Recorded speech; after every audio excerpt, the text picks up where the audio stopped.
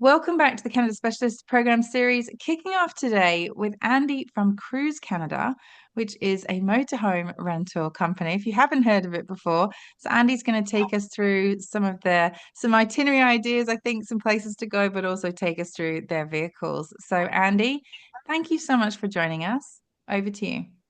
Thank you, Charlie. Yes, thanks everybody. Let's just get started then. Cruise America and Cruise Canada, it's fundamentally the same thing, but obviously we'll focus on Canada for this event. So we've got over 40 locations across North America with our 5 depots in Canada, in Vancouver, Calgary, Toronto, Montreal, and Halifax, as you can see there. Your clients are welcome to take the vehicles across the border into the US, which we see that a lot, and vice versa.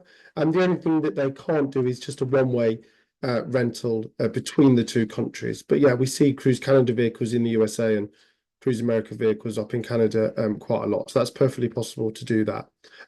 Options are almost limitless in terms of what your customers can do.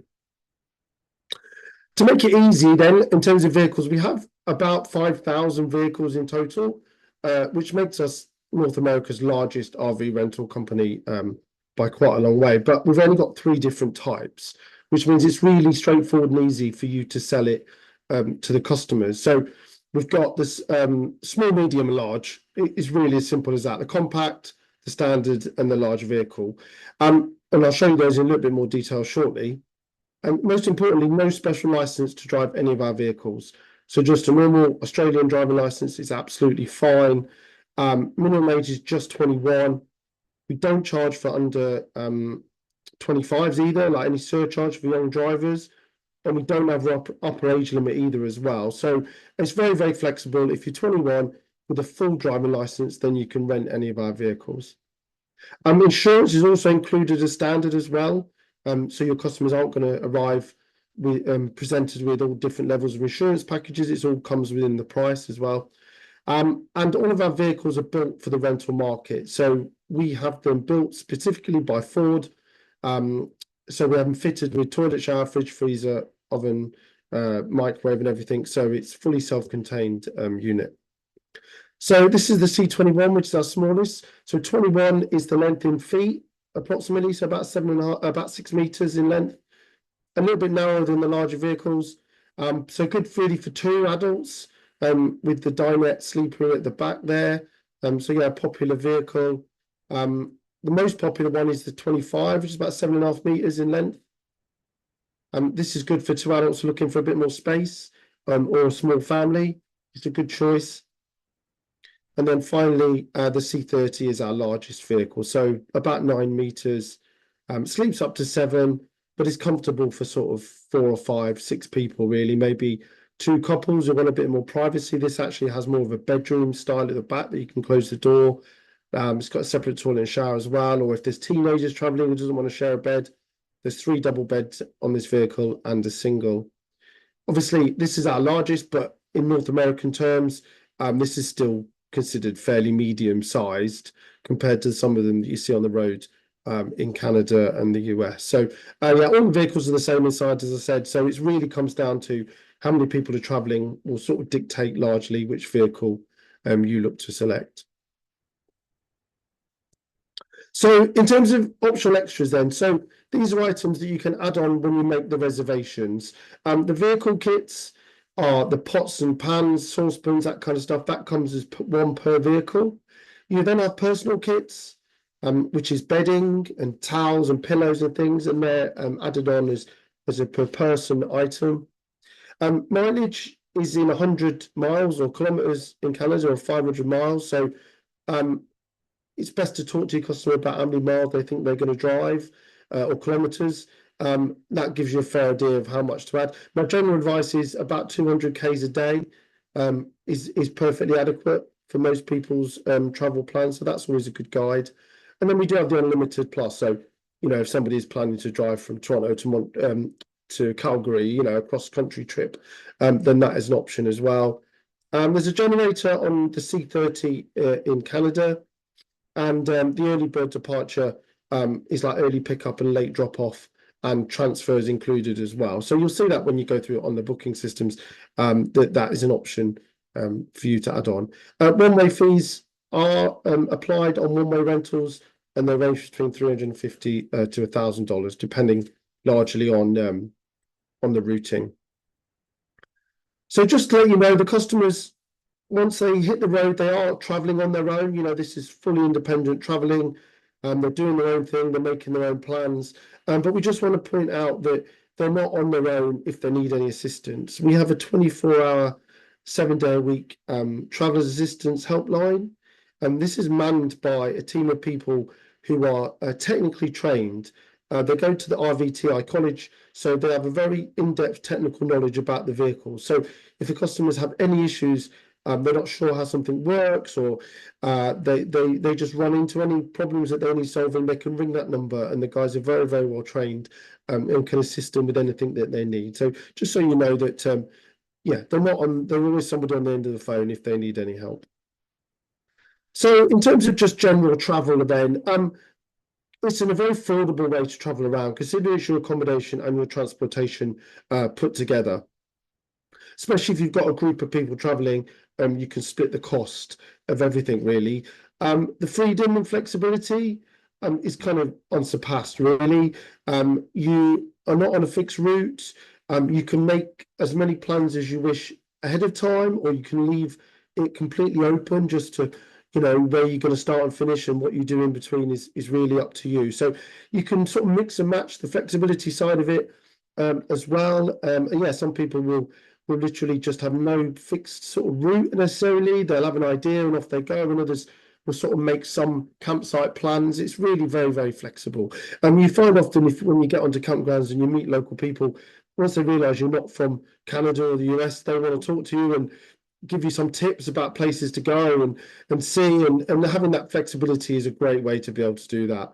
The practical and the benefits of that are you only have to unpack once, especially on the two larger vehicles, the 25 and the 30. There's lots of storage area for your suitcases and your clothes and your items. So once you've got inside the vehicle, you've unpacked all your clothes, you can put your suitcases away and not see them again until the rest of the trip. So that's a really good plus point. It's also nice to be able to cook and eat the food that you would at home, generally speaking. So it's nice to go out and eat in restaurants, of course it is, but because you carry around your cooking facilities, the microwave and the fridge and the freezer and the hob, and then at campgrounds, they've pretty much all got barbecues or grills that you can cook on at the campground. So you can kind of eat the same food you would at home, just do a big shop and then everybody kind of getting out, family and friends, in the campground in the evening once you've arrived at your campground. So it's a very kind of family and friends kind of orientated trip. All being together at the same time, and of course it's very good for you all to get out and about and be in the outdoors, really. So it's very much an outdoor holiday. This kind of trip is, the vehicles are to drive and to sleep in, but it's the great outdoors that Canada offers is what you're coming to do, or what your customers are coming to do the rental for. So here's just a few more of the camping options that we have available. So KOA, Campgrounds of America, mostly in the US, but they do have some in Canada as well, and they do get a 10% discount with the codes you can see on there. There's campgrounds across all different areas of North America that you can camp in. I put some lists on there in the US, Disney World and Las Vegas, there's one there. The national and state parks and the provincial parks in Canada are amazing to camp at, places like Banff and Jasper, and we'll touch on a few others in shortly. Amazing, stunning places and very, very cheap. There's lots of millions of acres of land across Canada. It's called Crown Land, which is generally free to camp on. When you're there, you do have to sort of check ahead and buy a permit, but otherwise it's essentially free camping on millions of acres of federal land across Canada. So there's always somewhere to stay. Harvest Host is another good option. It's, as the name suggests, it's kind of like wineries and vineyards where you pay a membership fee for a year to get the discount of 20% with cruise. And then you get to stay for free the whole year once you've paid that one membership fee. So many different options. So as talked about, Jasper and Banff, Algonquin, multiple campgrounds there. Jasper's got 11. Algonquin's got 5. We do suggest you pre-book these though in the summer months. I did check actually just recently, and obviously devastating with everything that happened in Jasper this year. But the most of the campgrounds, certainly Whistler's campground in Jasper, which is the biggest campground in Canada, is open.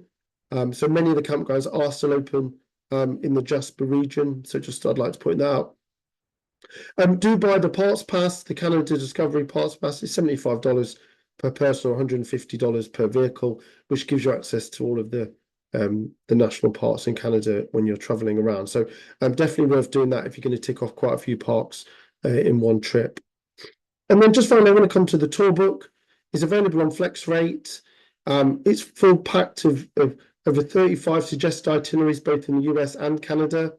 So do look at that. You can send the whole PDF to your customer, or you can just send it as a single page itinerary to them. It's full of really good tips on places to stay and links to campgrounds. So obviously, as we're with our friends from Ontario tonight. So this is our classic Ontario circle tour that I just want to show you. So as you can see here, what to see each day, how many kilometers to drive, links to our favorite campgrounds, as I said, the ones in red there.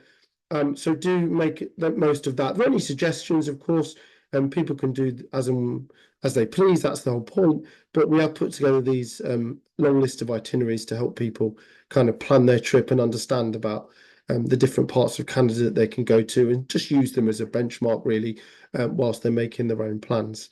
And that's it for me. Thank you very much for your time. I'll hand back to Charlie, and I'll be here for the any questions we have at the end of the webinar.